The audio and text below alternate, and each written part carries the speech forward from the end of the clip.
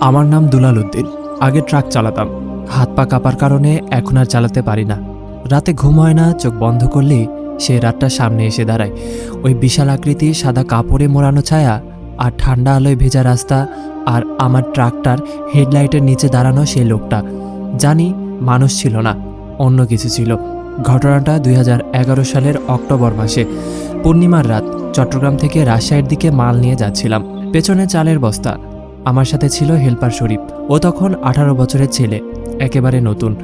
নরম সরম ছেলেটা, তেমন কথা বলতো না। রাতের লম্বা ট্রিপে যাওয়ার সময় আমি সব সময় এক জিনিস খেয়াল রাখতাম, ঘুম যাতে না আসে। সেজন্য ট্রাকের সাউন্ড সিস্টেমটা জোরে চালিয়ে রাখতাম। কিন্তু সেই রাতে অদ্ভুতভাবে আমি চুপ হয়ে গিয়েছিলাম। আমরা তখন নাটোর পার হয়ে নওগাঁর দিকে যাচ্ছি। রাত তখন প্রায় 3টা। রাস্তা একদম ফাঁকা, কুয়াশা শুরু হয়েছে। শরীফ ঘুমে ঢলে পড়েছে। হঠাৎ ট্রাকের সামনে দিয়ে একটা সাদা ছায়া ছুটে গেল, খুব দ্রুত। এমনভাবে গেল যে আমি ঠিক নিজেও বুঝে উঠতে পারলাম না মানুষটা পশু। এই শরীফ দেখলি? ও চোখ কসলাতে কসলাতে বলল, না ভাই, কিছু তো দেখিনি। আমি ভাবলাম হয়তো আমার চোখের ভুল, কিন্তু তখন জানতাম না এটা তো শুরু কেবলমাত্র। চলতে চলতে আমরা এক জায়গায় পৌঁছালাম। রাস্তার এক পাশে জঙ্গলের মতো গাছপালা, আর অন্য পাশে ধ্বংসপ্রায় এক পুরনো রেলিং। আশেপাশে কোনো বসতি নেই। ঠিক তখনই রাস্তার মাঝে একটা লোক দাঁড়িয়ে আছে। দেখে ব্রেক মারলাম। খুব স্পষ্টভাবে মনে আছে, লোকটার পরনে একটা কালো পাজামা আর পাঞ্জাবি ছিল, মাথায় টুপি। মুখে দেখা যাচ্ছিল না, কারণ সে নিচের দিকে তাকিয়েছিল।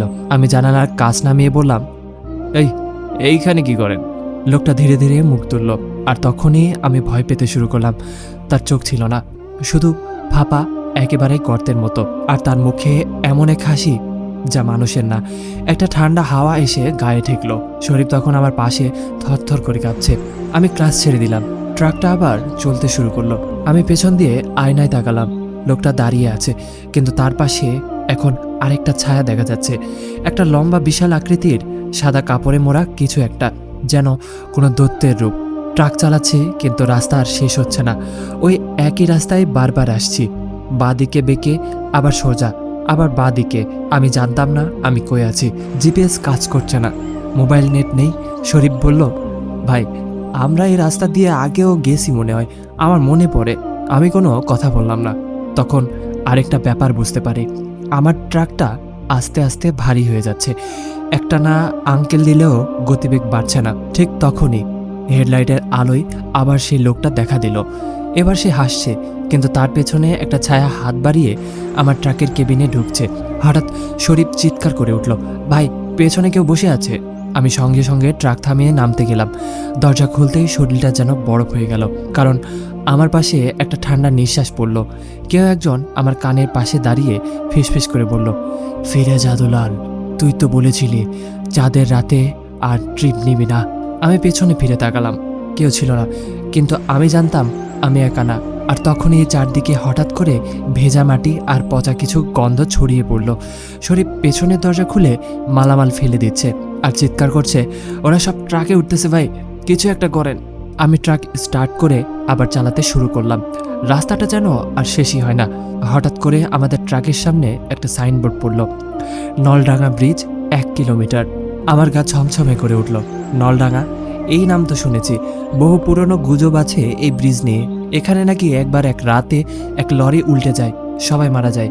কেউ বলে সে রাতে চাঁদ ছিল অস্বাভাবিক উজ্জ্বল। আমার চোখ সেদিকে ঘুরল।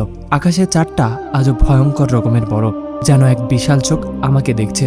আমরা ব্রিজে উঠতে একটা চাপা আওয়াজ হলো। মনে হলো কেউ পেছনের চাকা চেপে ধরেছে। ট্রাক চলা কঠিন হয়ে গেল। আমি গিয়ার পাল্টালাম, গতি বাড়াতে চেষ্টা করলাম, কিন্তু তখনই শরীফ হঠাৎ গেট খুলে লাফ দিয়ে নামলো। আমি চিৎকার করে বললাম, শরীফ, পাগল হয়ে গেছস? কিন্তু ও আর উঠল না। আমার গা কাঁপছে। ট্রাক চালাতে চালাতে আমি দেখি সামনে সেই দৈত্যাকৃতি সাদা ছায়া আবার দাঁড়িয়ে। এবার সে একদম ট্রাকের সামনে। ট্রাক নিচেই থেমে গেল, লাইটটা নিভে গেল। চাঁদের আলোয় আমি স্পষ্ট দেখলাম সে আস্তে আস্তে আমার দিকে এগিয়ে আসছে। আর তার হাত দুটো, সে হাত না, যেন লম্বা মাংসবিহীন হাড়, চোখে শুধু নীল আলো।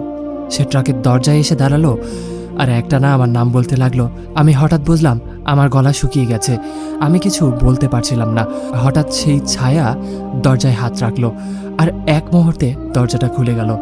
আমি শেষবারের মতো আমার স্টিয়ারিং চেপে ধরলাম। তারপর আমি কিছুই মনে করতে পারি না। আমি চোখ খুলে দেখি আমি নওগাঁ সদর হাসপাতালের বিছানায়। আমার ডান পা ভেঙে গেছে।